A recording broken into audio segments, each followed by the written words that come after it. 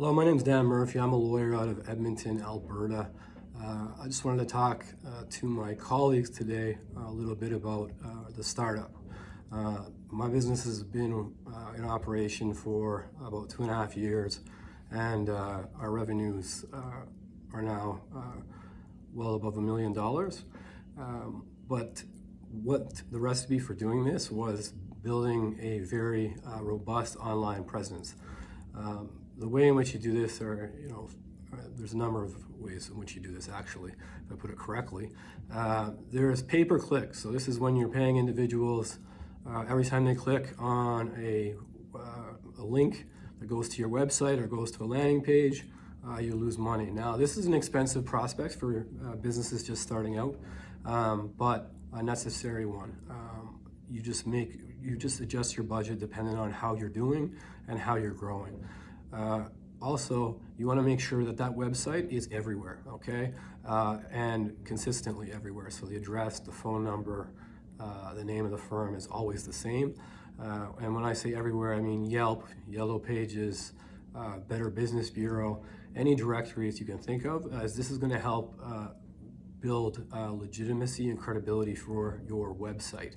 Because having a website, and this is usually the biggest expense of many businesses startup, is not going to help you. The website won't be seen, the website won't exist because the law is competitive, and unfortunately without proper search engine optimization, without directing people to the website, it's basically a pretty picture which no one sees. So if you get beyond pay-per-click and you're looking at SEO, search engine optimization as it's called, is a much longer process. We're talking months.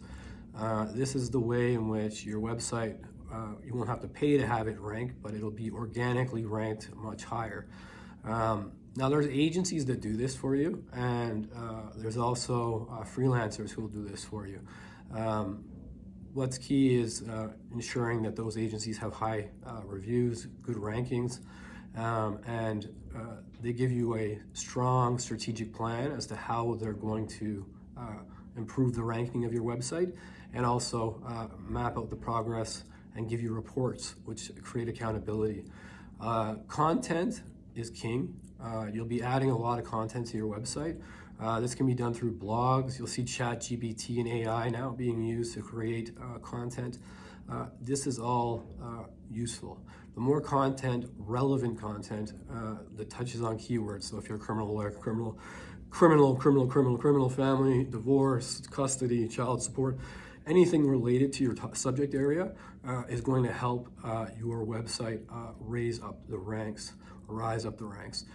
You're not going to see a situation where you're going to jump from nothing to number one because your competitors are likely engaged in SEO too.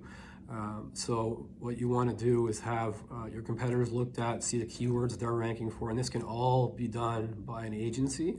I recommend Upwork. Upwork has freelancers from all over the world that can do this work at a fraction of the price of a Canadian company or an American company where some of the larger ad agencies are. It's, from my perspective, not necessary. And once SEO is complete, you see the website has to be maintained. So SEO is a continuing process where you're continually adding content and you're watching it rise, and then it'll fall. And when it falls, you need to say to your providers, why is it falling and how do we remedy this? So the website's key, pay-per-click is key, and then traditional methods such as making connections in the community, making connections in online communities too.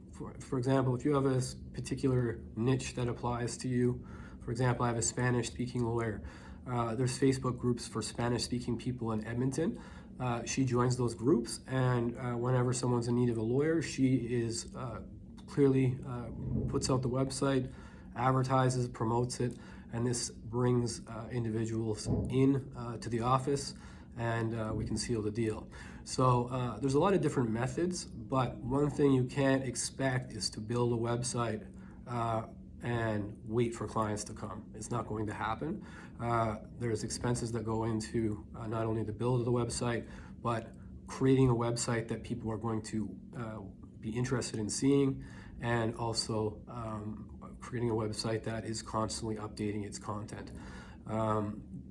Besides this, you want to have a Facebook presence. You want to post on your Facebook. I have a YouTube account where I post videos on relevant topics as relates to criminal law and employment law. TikTok is becoming a bit of a phenomenon, and by a bit I mean it is a phenomenon, and you can create short videos with informative clips that become viral. And I do receive clients who say, I've watched your TikTok videos and I'm interested in hiring you. So these are all tactics where you have to put yourself out there. I was uncomfortable to do it at first, but once you put yourself out there and create these videos, you're going to find the feedback is tremendous. And you'll build your profile in the community, not only leads one by one, but a brand, because you create a brand because you're seen everywhere throughout the community. No matter what forum they go on to, they're going to see you, whether it's Instagram, Facebook, TikTok, Reddit, anything, and then obviously Google as well. So that's a bit about the initial marketing phases of starting a law firm, and I would suggest starting any business. Law just is very competitive, and the cost per click can be upwards of $250 for a click in Edmonton for a criminal file. So you definitely want to make sure you're keeping that cost down, the cost for conversion down, and it requires a lot of work on your behalf that isn't the typical work you're used to, legal work, but work where you put yourself out there and provide information to the public free of charge, so that they can recognize the value of the insight you do have. Okay, so that's my basically the tips I can provide for my fellow colleagues on the startup. Having just been a startup, I'm only now in business for 2 years and a couple months, and things have gone really well. Not without their bumps, and not without having to figure out all these things by hiring providers, etc. But I hope this is a helpful guide, and if you have any questions, feel free to reach out to me and we can talk further. Thank you.